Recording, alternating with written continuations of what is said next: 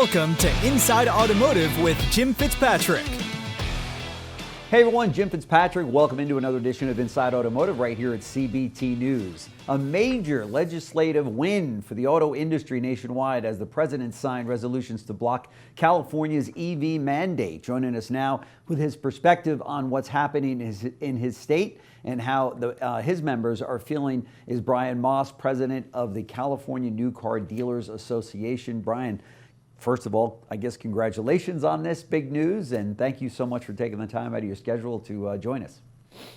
Thanks for having me, Jim. Really appreciate the opportunity. Sure. So for those who haven't been following closely, can you explain the resolutions that were signed? Sure. So under the Federal Clean Air Act, California is the only state that can adopt its own emissions rules. And as part of that, California adopted something called Advanced Clean Cars 2, which is effectively a zero-emission vehicle mandate that 100% of vehicles sold in California and about a dozen other states that follow California were supposed to be zero emission.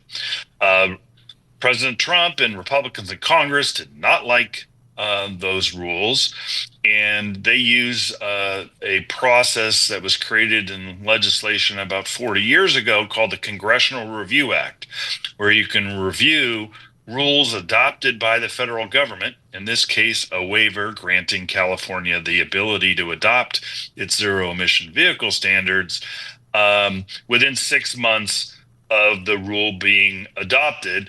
The Biden administration approved California's waiver in December. Congress and the Trump administration jumped on the Congressional Review Act process, and both houses of Congress have passed the resolutions, and President Trump just signed them earlier this month. Right. So what implications does this have in your state for dealers and OEMs and consumers? So we had tilted up a significant public affairs campaign with over 60 coalition partners, urging CARB to pause enforcement of its mandate because none of the manufacturers our dealers represent were going to meet the 35% threshold for the 26 model year, let alone the 100% by 2035. Right. So in so doing, we were asking CARB to pause enforcement. What the Congressional Review Act passage does is eliminate the rule entirely. Yeah. And although California has sued, arguing that the CRA's passage was illegal, what's significant is CARB on its own, at our urging, agreed to pause enforcement of the mandate even while the lawsuit is pending for model year 2026. So that means dealers can continue to get the inventory that they were expecting, the mix of ICE and EV vehicles that are going to sell in their particular market, not only in California, but in all the other CARB states as well. Yeah, fantastic. Then I think that's good news all around, right?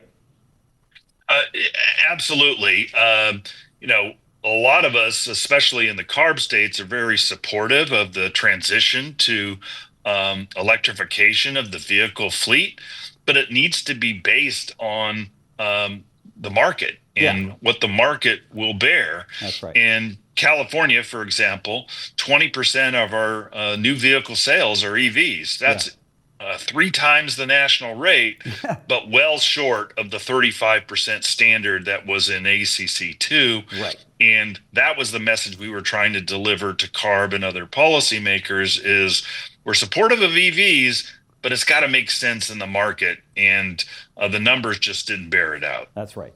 And and obviously the OEMs are running around like chickens with their head cut off, trying to figure out how are we going to accommodate this demand, and of course so many dealers made huge investments into EV charging stations and their structures and their buildings to accommodate this situation. Ford kind of leading the pack out there, but this really, I think, just kind of releases that pressure now on OEMs and dealers, right? That says, okay, let's clearer heads need to prevail on this issue, and it just didn't make sense. Yeah, I think for the market in California and the rest of the U.S., the transition to EVs is going to have to reflect where customers are. Yeah. To give you some data in California, our Energy Commission says we need 2.1 million public fast chargers by 2035 in order to accommodate 100% zero emission vehicles. We currently have about 170,000 Right. public chargers, and we're only adding 50,000 a year. Right. So there was no way we No were way. going to get there. Right. And these are the conversations we want to have with CARB, our elected officials in California, and frankly, national policymakers as well. That's about right. If you're going down this direction, it's got to make sense. That's right. In the marketplace. And consumers have said, we're not willing to transition to these vehicles if there isn't the infrastructure to support them. That's right. That's right. Even though it's a great idea and it might save the economy down, it still has got to make sense for working men and women that rely on their cars every day and want to get in, turn the key, and go. And it just was unrealistic. And as you said, you've got a 20% penetration out there of EVs leading the country, and yet you're not even close. So it was ridiculous, really, at the end of the day, right? Yeah, and take a look at Tesla's market share. It's dropped 6 consecutive quarters in California, almost certainly going to drop a 7th consecutive quarter. And our dealers are selling more EVs in California than Tesla is. Yeah. So it's not that Californians don't support EVs. It's just that there are some headwinds in that market, and we need to confront the reality of what consumers are telling us with their wallets. Yeah, I agree. What's your governor out there, Gavin Newsom, who looks like he's almost running for president in 2028? I mean, that's almost a surefire bet, right? But what's his take on all of this? What's he saying? What's he doing? So he's obviously supporting California's lawsuit to invalidate the Congressional Review Act. I think that's a bit of a Hail Mary, based on my conversations with lawyers who are much smarter than me. But their position is that they're already starting work on Advanced Clean Cars 3.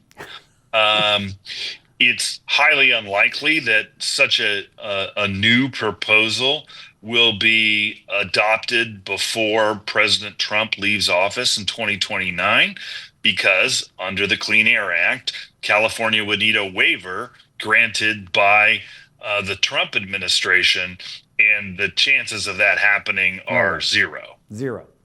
Right. That's just not going to happen. And this comes at a time that the industry is trying to figure some things out on some other issues that are pressing the dealer body and OEMs alike right now. And so this is a big win for dealers, and congratulations to you. And obviously the job that NADA has done and all of your counterparts, the ATAEs out there that worked hard on this effort. And all came together in a very positive way with a great result. Yeah, I think the automakers and NADA deserve a lot of credit for pushing this issue hard in Washington, and supported in California and some of the other states by state-based level policy initiatives to ensure that folks understand that, notwithstanding the great goal of moving toward electrification, we couldn't do it as fast as people thought in the rule that California adopted. Right. Exactly. I'd be remiss if I didn't ask you, how's business in California today among your members and dealer members out there? It's good. I think dealers are a little bit nervous. I saw a headline today that kind of summed it up nicely. Tariffs, that creates uncertainty. High interest rates, that's a challenge in the marketplace, especially for middle and lower income consumers. And there were a lot of pull forward sales in March and April. And I think people are a little concerned about what sales are going to look like this summer. Hopefully, the political situation stabilizes. People feel good about their job prospects, and therefore turn around and purchase the personal transportation that they need from our members. Yeah. But we'll have to see. Yeah. And I've spoken to a number of people that feel as though this tariff situation will be over by the end of the summer. I mean, I think we're all hoping that, right?